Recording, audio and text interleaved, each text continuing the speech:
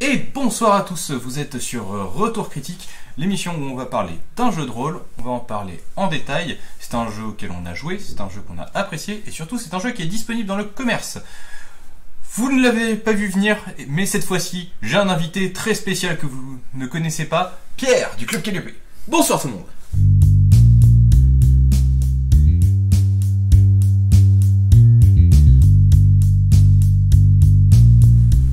Et aujourd'hui, on va parler du dé sur la table. Donc le dé sur la table, qu'est-ce que c'est? Dé sur la table, c'est un jeu de rôle de Bastien Lyonnais, édité à la Plume de Cyrano, dans lequel les joueurs vont incarner 6 personnes. Jusqu'à 6 personnes. Jusqu'à 6 personnes, qui sont enlevées par des Mexicains, pour une raison inconnue. Voilà. Et ben, j'espère que cette vidéo vous a plu, et surtout n'hésitez pas à cliquer... Hein? Ah non, il se passe autre chose. Voilà, non, donc... plus qu'un jeu de rôle, au final, c'est surtout un scénario avec une mécanique de jeu qui lui est propre. Donc, c'est pas quelque chose que vous allez pouvoir dire hey, on va faire une campagne, on va y rejouer plein de fois. Non, ça va être un ouvrage à usage unique. Cela dit, il est quand même assez original. Il est un petit peu particulier, on va voir un petit peu tout ça. Donc, malheureusement, je pense pas qu'on puisse adapter grand chose du dé sur la table. Oui et non. Disons que si vous êtes ultra déter, si vous avez écrit beaucoup de scénarios, beaucoup de campagnes, et que vous êtes ultra inspiré, je pense qu'il y a moyen de réécrire une nouvelle campagne. Mais typiquement, on n'est pas face à un jeu où on peut faire n'importe quoi avec. C'est la campagne a un début, un milieu, une fin. Il semble qu'il y a 4 ou 5 parties. Il y a 5 parties en tout. Ouais. Donc voilà, au final, vous savez que vous achetez le livre pour faire 5 parties. Ce qui au final n'est pas non plus si mal. Hein. On a vu des jeux auxquels on a fait moins de parties que ça. Voilà. Le jeu annonce entre 25 et 30 heures de scénario. On a fait un speedrun de ce jeu en 8 heures. Quelque chose comme ça. Voilà. Malheureusement, la vidéo n'est plus disponible. Et voilà, mais après la partie a été rushée. On a sauté 2 parties complètes. Voilà, je crois qu'il y a eu 2 parties qui ont été sautées et ça s'est mal fini. Ouais. Mais voilà, comptez au moins 3 heures par partie. Une vingtaine d'heures de jeu. Je pense que la vingtaine d'heures de jeu est très facile à atteindre. C'est ça. Voilà. Sans forcément aller selon comment vous jouez dans le roleplay. Mais donc ça peut aller relativement vite. Vous pouvez quand même faire durer parce qu'il y a énormément d'interactions entre les personnages. Il y a des réflexions qu'on peut se poser au cours de la partie. Le scénario reste quand même très intéressant. Donc vraiment ça peut plaire à, je pense au MJ en herbe parce que c'est vraiment clé en main. C'est clé en main. Si vous n'avez jamais fait le jeu de rôle, c'est extrêmement facile. Tout est dedans au final. Peut-être pas. Je pense qu'il faut quand même un certain passif au moins en tant que joueur avant de se mettre dessus. Ah oui, non, je pense qu'il y a en tant beaucoup que de mécaniques. que MJ. Je pense pas que ce soit... Bon, ça on en reparlera peut-être plus tard, mais c'est peut-être pas le meilleur premier jeu de rôle quand on n'a rien fait.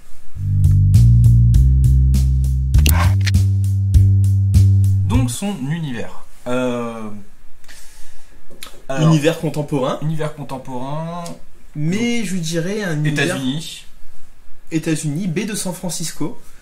Mais c'est surtout un univers contemporain occulte, dans le sens où il y a beaucoup d'informations qui sont cachées aux joueurs, typiquement énormément de secrets. Là, je te pique ta phrase, il n'y a que des secrets dans ce jeu. Ce jeu, c'est des secrets à découvrir qui amèneront vers un autre secret, qui amèneront vers un autre secret, qui amèneront vers un grand secret. Et une fois que le grand secret sera révélé, ça continuera d'avancer. Par contre, là, il est obligatoire, ça fait partie intégrante de la mécanique du jeu de découvrir les secrets. Et d'ailleurs, c'est aussi ce qui fait l'originalité de ce jeu. Et c'est dans le titre, je pense. Le dé sur la table. Il y a un dé sur la table. Sur la table, en début de partie, le maître jeu va poser un dé, qui sera un dé 6, un dé 8 ou un dé 10, en fonction du nombre de joueurs. À chaque fois que les joueurs feront une action précise, le dé augmentera d'un cran. Et quand le dé arrivera à sa valeur maximale, un portail s'ouvre et un truc pas joli en sort. Voilà, sachant que le but des joueurs est de comprendre pourquoi le dé augmente. mais Et généralement d'éviter qu'il augmente. d'éviter qu'il augmente, mais ils ne pourront jamais l'empêcher d'augmenter. Ou le faire descendre. Par exemple, ou le faire descendre. Un exemple. Donc le dé. On va essayer d'éviter un maximum de spoilers, hein, donc ne vous en faites pas. On Si nous vous a achetez pas le spoilé. jeu ou Voilà. si vous comptez y jouer, vous pouvez regarder cette vidéo. Par exemple, si l'une des raisons qui font que le dé augmente, c'est le joueur boit une tasse de café. Ceci n'est pas une vraie raison. Ceci n'est pas une vraie raison. Ça veut dire qu'à chaque fois que le joueur boira une gorgée de café, on va dire une gorgée de café, c'est plus souvent. À chaque fois que le joueur boira une gorgée de café, le dé augmentera d'un cran. Ce sera au joueur de deviner pour quelle raison le dé a augmenté. Par contre, c'est vrai que là tu soulèves un point intéressant. Oui. Les activités qu'on fait à la partie, que le joueur fait, comptent également. Il n'y a pas que ce qui va se passer dans la partie. Que l'action soit intradiégétique ou extradiégétique, c'est-à-dire qu'elle soit réalisée par le joueur ou par le personnage, fait augmenter le dé. Voilà, ça peut être, donc comme je disais, le joueur boit une gorgée de café, tout comme ça peut être le personnage que le joueur incarne tape dans les mains. Ouais. Ça peut être l'un ou l'autre. Bref, voilà. Tout le but du jeu va être de comprendre pourquoi ce dé augmente et du coup comprendre qu'est-ce qui nous en a amené là et pourquoi on a un dé sur la table. Voilà. Donc après, malheureusement, encore une fois, c'est avant tout un scénario plus qu'un jeu de rôle à part entière. Donc on va pas vraiment pouvoir l'adapter. Au niveau de la créativité, on peut bien sûr avoir un petit peu de réécriture. Cela dit, le scénario est quand même plutôt correct en lui-même. Il est tout à fait utilisable si vous n'êtes pas adepte de l'exercice. Le jeu a l'avantage de se présenter surtout en scène. C'est-à-dire que vous avez 50 pages de scénario, quelque chose comme ça, 25 scènes, donc à chaque fois sur 2 pages, et chaque scène est vraiment pas ultra détaillée, mais vous avez sur chacune de ces 2 pages toutes les informations nécessaires pour savoir ce qui se passe. Vous avez un léger spoiler du tout début, 2 pages pour qu'est-ce qui se passe dans la camionnette qui vous emmène à un endroit inconnu, 2 pages sur comment vous sortez de la camionnette, 2 pages sur comment vous retournez à San Francisco, etc., etc. Et toutes les informations sont vraiment détaillées de sorte à ce que, entre guillemets, vous pouvez pas vous perdre avec ce jeu de rôle. Typiquement, ce n'est peut-être pas le jeu de rôle que je conseillerais comme tout premier jeu à maîtriser, mais vraiment, vous cherchez un jeu simple, facile à mettre en place, qui vous demande pas énormément de préparation. On vous dit on veut faire une campagne, on commence ce soir. T'as un truc? Typiquement, vous pouvez sortir ça et c'est parti. Le revers de la médaille, bien sûr, à ça, c'est qu'on a un jeu qui est quand même très linéaire. Et on va pas trop pouvoir aller sortir du carcan qui est prévu par le jeu. Et le problème, c'est que si vous le faites, vous allez passer à côté des éléments qui vont vous permettre de comprendre comment faire évoluer votre dé. Et ça va être très problématique à la fin de la partie. Voilà. Typiquement, encore, au niveau des raisons qui font que le dé augmente, certains événements n'auront lieu genre qu'une ou 2 fois. Ça peut être vraiment très compliqué à trouver un événement qui n'arrive que 1 ou 2 fois. Par exemple, c'est un exemple. Rentrer dans le McDonald's. Non. Une nouvelle élection présidentielle. Par exemple, un nouveau président est élu. Ça n'arriverait qu'une seule fois dans le scénario. Et typiquement, si les joueurs ne se rendent pas compte que l'action qui a fait augmenter le dé est le résultat d'une élection présidentielle, c'est raté. Donc les joueurs doivent être vraiment à l'affût de ce qui se passe. Mais ce genre d'action qui n'arrive qu'une ou 2 fois ne sont pas obligatoirement, n'ont pas lieu immédiatement tout de suite au tout début de la partie. Donc ça permet aux joueurs quand même. Il y a une courbe de progression Il y a une courbe de progression. de la difficulté à trouver le pourquoi le dé augmente, qui est quand même qui est quand même très intéressante, je trouve. Non, c'est bien écrit, tout simplement. C'est très bien écrit.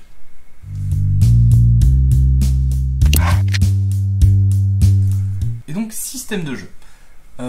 C'est bien sûr un système de jeu qui a été conçu spécialement pour ce scénario, notamment avec toute la mécanique autour du fameux dé sur la table.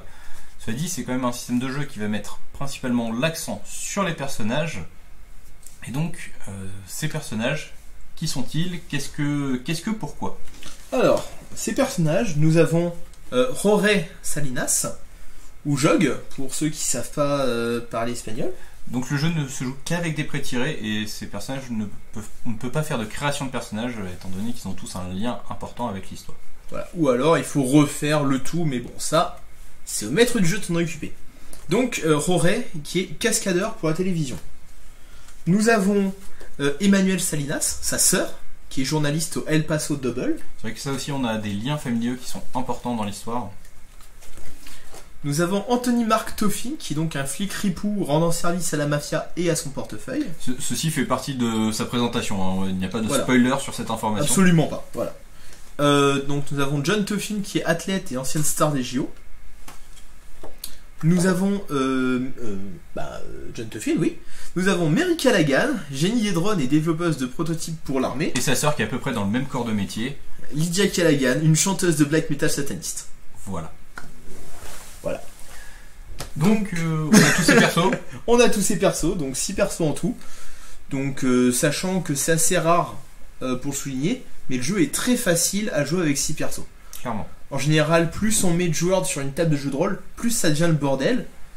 Là, ça a vraiment été équilibré, fait pour, sachant que les joueurs ont 4 attributs. 3. Oups. Le corps, la tête et le cœur. Donc on vous conseille 3 joueurs minimum, histoire d'avoir un personnage bon dans chaque domaine et de vraiment pouvoir jouer la complémentarité. Voilà. Et surtout que chaque joueur dise dès le départ, voilà, moi j'ai pris plutôt là-dedans. Sachant que même s'il y a beaucoup de personnages, aucun n'est obligatoire, vous ne serez pas obligé de jouer avec tel personnage à la table, vous pouvez vraiment taper dans le bucket pour prendre plutôt le personnage qui vous plaît, sachant qu'ils ont quand même tous leur utilité et tous leur petit mot à dire dans les secrets du jeu. Voilà. Au niveau des fiches perso, c'est très simple en termes d'utilisation. Au niveau des tests, vous lancez 2d6. Vous avez ce qu'on appelle les traits, ce sont un petit peu les compétences de chacun, qui ont un nombre d'utilisations limité.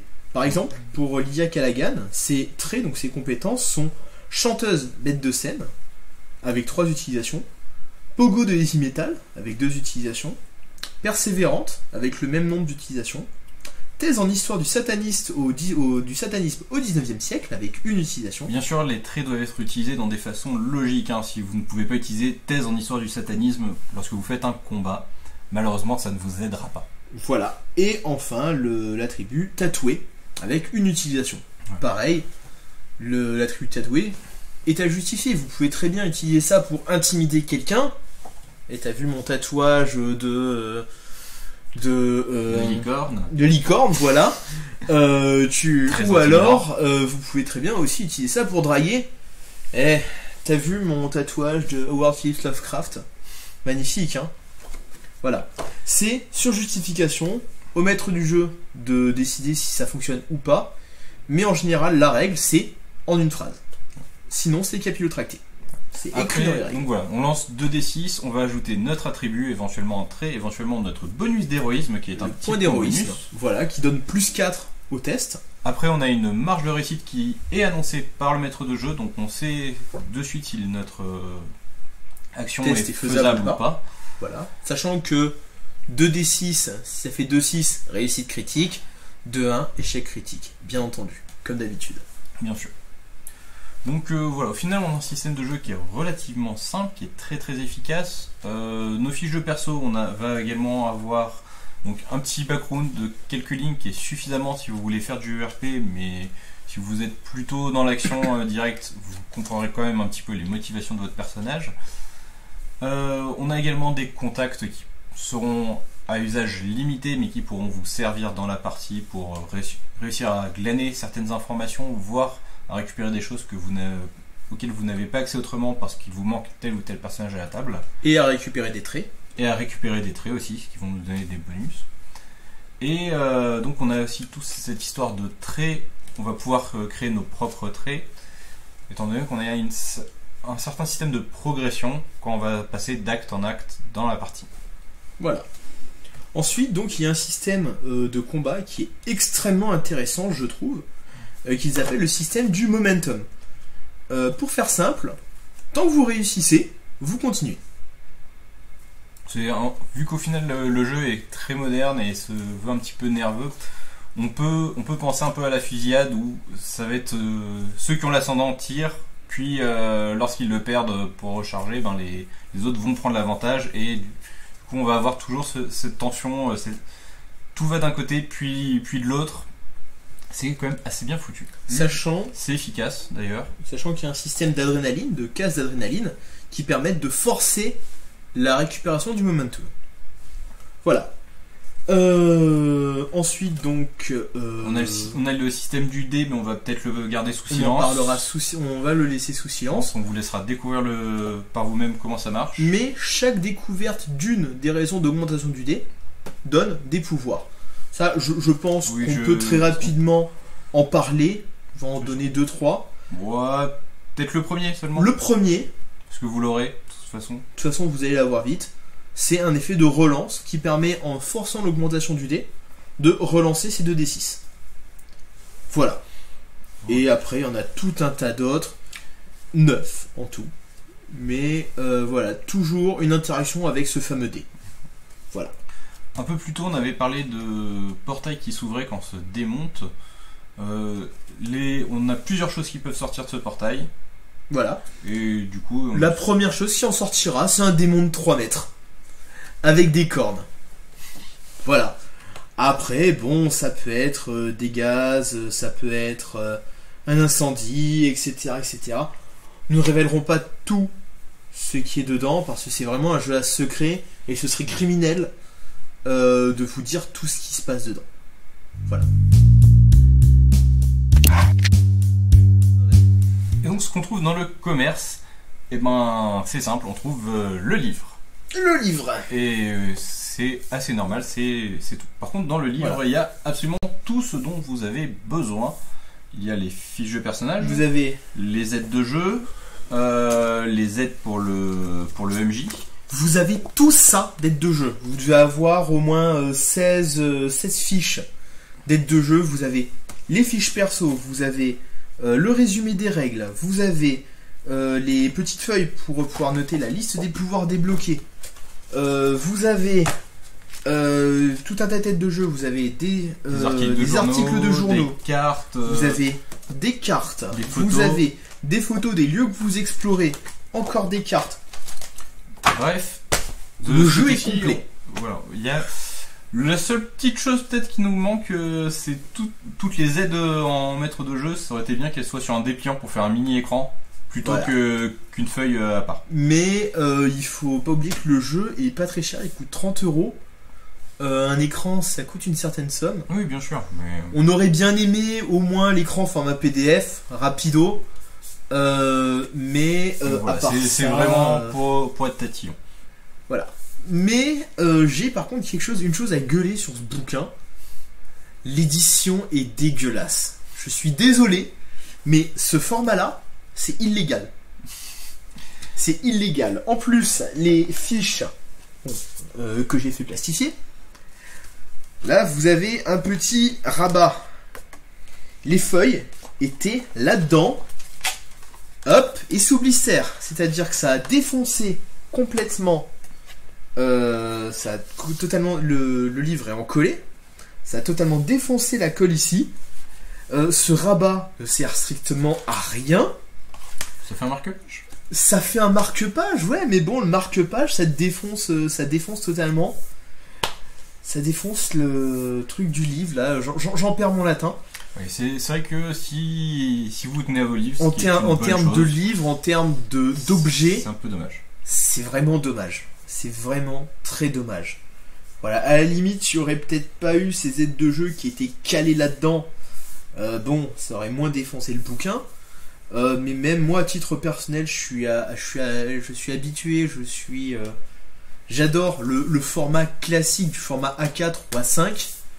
Et me retrouver avec un format comme ça qui est, je vais dire ça, mais un format un peu bâtard, c'est un peu dommage. À part ça, au niveau des illustrations, le bouquin de manière générale est joliment illustré. avec un bien certain écrit style. aussi. Voilà, par exemple.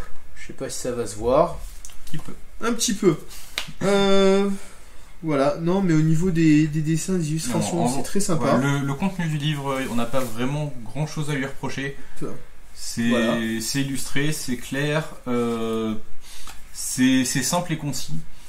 Bref, Il y a tout ce qu'il faut. il y a ce C'est qu'il faut vraiment, pour que ce soit clé en main et que ce soit rapide à mettre en place. Et c'est quand même très appréciable pour du coup ce type de jeu / scénario. Voilà, sachant que, comme nous le disions plus tôt, le jeu est divisé en 25 scènes. Donc quand vous avez envie de faire des petites parties rapides, genre vous avez qu'une soirée de temps en temps avec des potes, Voire une heure entre midi et deux, c'est voire tout à une fait heure jouable, entre hein. midi et Faire deux, scène vous par pouvez scène, faire scène par voire scène. deux scènes si vous allez vite. Voilà, C'est tout à fait envisageable. pour faire des petites pauses rapides et fréquentes. Typiquement, une campagne avec une découpe pareille, c'est. Je disais que c'est peut-être pas le premier jeu à maîtriser, mais c'est sûrement, selon moi, la première campagne à maîtriser. En termes de rythme, en termes de découpe, en termes d'information, en termes d'aide, de pré-tirée, de tout ça, c'est clé en main. Il y a tout ce qu'il faut.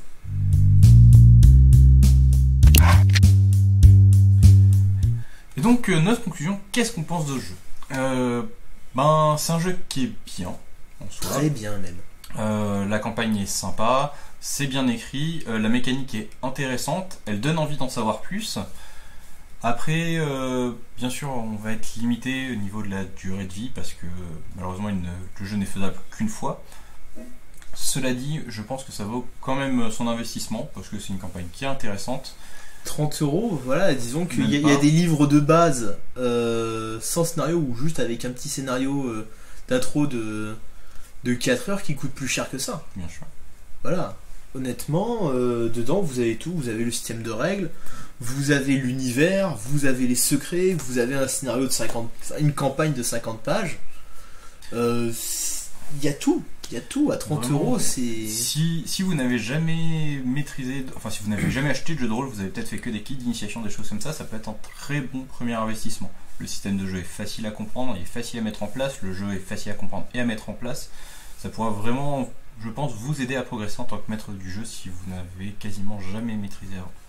Surtout en tant que première campagne. Tout à fait. Comme je dis, en termes de premier scénario à maîtriser, bof, mais en termes de première campagne, comme on dit si bien, lancez-vous. Je pense qu'on a tout dit sur le dé sur la table. On a tout dit.